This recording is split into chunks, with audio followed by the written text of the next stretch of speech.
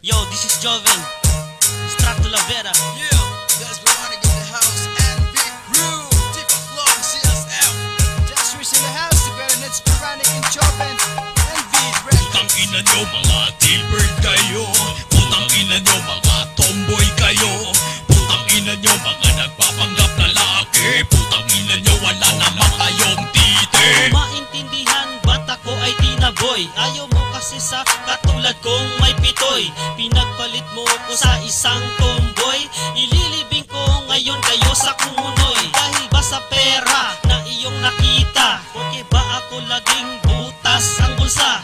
Kaya bigla-bigla na lang akong nagtaka. Ngayon sa akin di ka na masaya. Puro kaiwas at puro dahilan. T-bird lang yung sinasamahan. Sapat na bang yung kaligayahan? O salapi lang ang tanging dahilan? Mabibigay ko sapat na karanasan. Samantalang sa kanya ikay matutuyuan. Kumuha ng dahilan para tayo mag-break. Pinakita mo sa akin chikinin sa liig. Putang ina nyo mga T-bird kayo. Putang ina nyo mga tomboy kayo.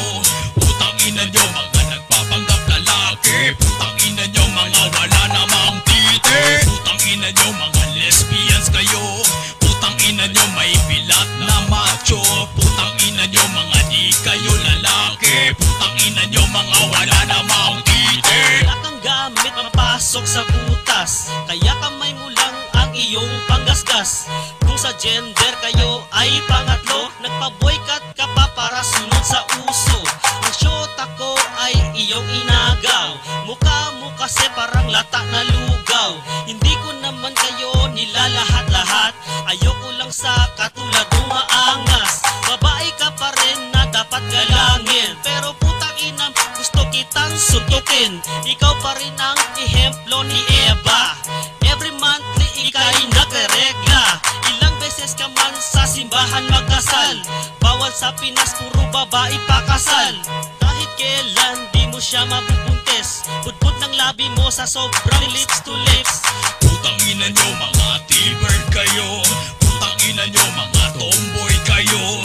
Putang ina nyo mga nagpapanggap lalaki. Putang ina nyo mga wala namang tite. Putang ina nyo mga lesbians kayo. Putang ina nyo may pilat na macho.